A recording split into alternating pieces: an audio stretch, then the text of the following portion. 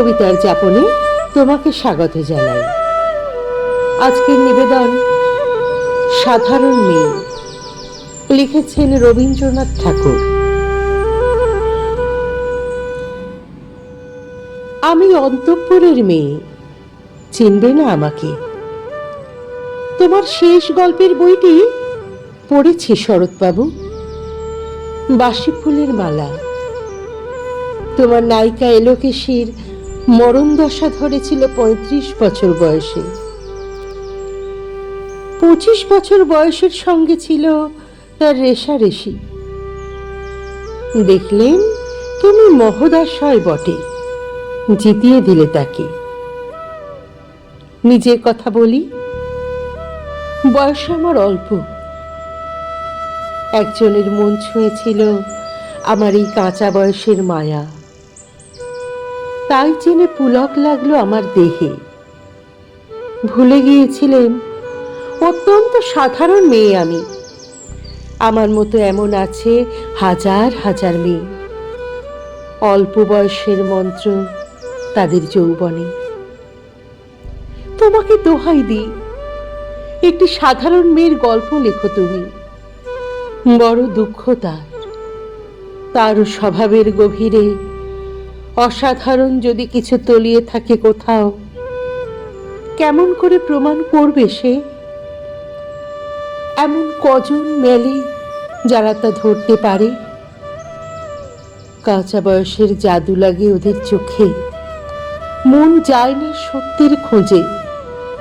আমরা বিকিয়ে যাই মরীচিকার দামে। কথাটা কেন উঠল তা বলি। মনে করো তার নাম নরেশ। সে বলেছিল কেউ তার চোখে পড়েনি আমার মতো। এত বড় কথাটা বিশ্বাস করব যে সে সাহস হয় না, না করব যে এমন জোর কই। একদিন সে গেল বিলেতে। চিঠিপত্র পাই কখনো বা। মনে মনে ভাবি, রাম রাম, এত মেয়েও আছে সে দেশে, এত তাদের ঠেলাঠেলি ভিড়, আর তারা সবাই কি অসামান্য, এত বুদ্ধি, এত উজ্জ্বলতা, আর তারা সবাই কি আবিষ্কার করেছে এক নরেশ সেনকে, স্বদেশে যার পরিচয় চাপা ছিল 10-এর মধ্যে। গ্যালোমেলের চিঠিতে লিখেছে লিজির সঙ্গে গিয়েছিল সমুদ্রে নাইতে। বাঙালি কবির কবিতার কলাইন দিয়েছে তুলে।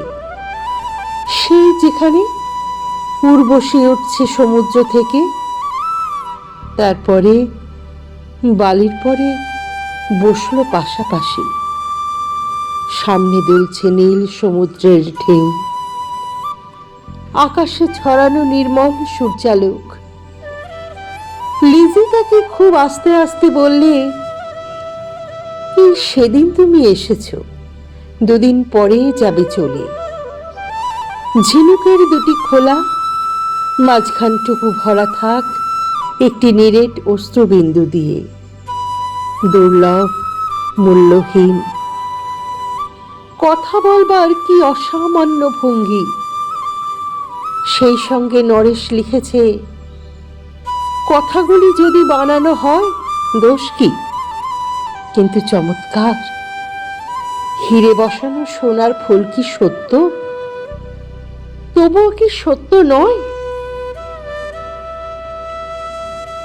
বুঝতেই পারছো, একটা তুলনার সংকেত চিঠিতে একটা অদৃশ্য কাঁটার মতো আমার বুকের কাছে বিঁধিয়ে দিয়ে জানায়, আমি অত্যন্ত সাধারণ মেয়ে। মূল্যবানকে পুরো মূল্য চুকিয়ে দিই, এমন ধন নেই আমার হাতে। ওগো, না হয় তাই হলো, না হয় ঋণী রইলেম চিরজীবন। পায়ে পড়ি তোমার, একটা গল্প লেখো তুমি শরৎবাবু, নিতান্ত সাধারণ মেয়ের গল্প। যে দুর্ভাগিনীকে দূরের থেকে পাল্লা দিতে হয় অন্তত ৫-৭ জন অসামান্যার সঙ্গে, অর্থাৎ সপ্তরথিনীর মা। বুঝে নিয়েছি আমার কপাল ভেঙেছে, হার হয়েছে আমার। কিন্তু তুমি যার কথা লিখবে তাকে জিতিয়ে দিও আমার হয়ে। পড়তে পড়তে বুক যেন ওঠে ফুলে, ফুলচন্দন পড়ুক তোমার কলমের মুখে। তাকে নাম দিও মালতী, ওই নামটা আমার। ধরা পড়বার ভয় নেই, এমন অনেক মালতী আছে বাংলাদেশে। তারা সবাই সামান্য মেয়ে, তারা ফরাসি জার্মান জানে না, কাঁদতে জানে। কি করে জিতিয়ে দেবে? উচ্চ তোমার মন, তোমার লেখনী মহীয়সী। তুমি হয়তো ওকে নিয়ে যাবে ত্যাগের পথে, দুঃখের চরমে শকুন্তলার মতো। দয়া করো আমাকে, নেমে এসো আমার সমতলে। বিছানায় শুয়ে শুয়ে রাত্রির অন্ধকারে দেবতার কাছে যে অসম্ভব বর মাগি, সে বর আমি পাব না, কিন্তু পায় যেন তোমার নায়িকা। রাখো না কেন নরেশকে 7 বছর লন্ডনে, বারে বারে ফেল করুক তার পরীক্ষায়। আদরে থাক আপন উপাসিকা মণ্ডলীতে।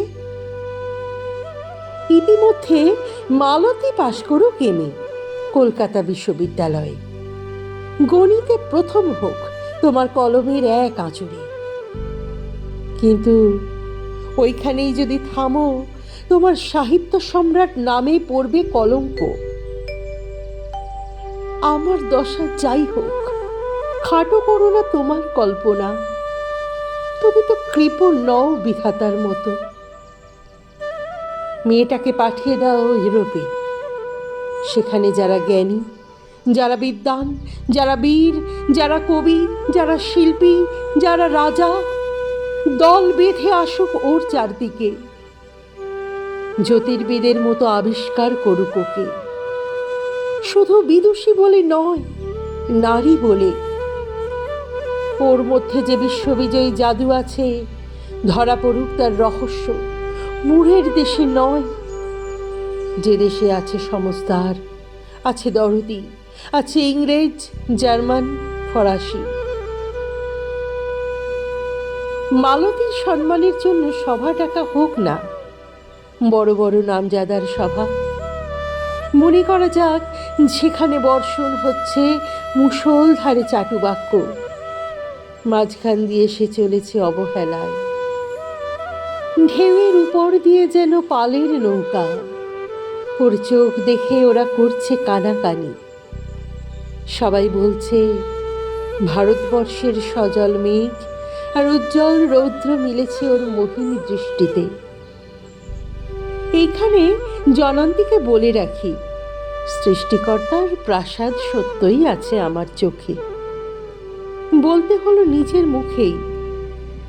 এখনো কোনো ইউরোপীয় রসজ্ঞের সাক্ষাৎ ঘটেনি কপালে।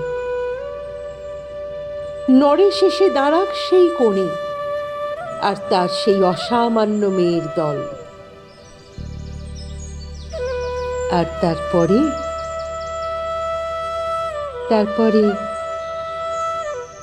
আমার নোটিশ একটি মুড়লো, স্বপ্ন আমার ফুরলো। হায় রে সামান্য মেয়ে,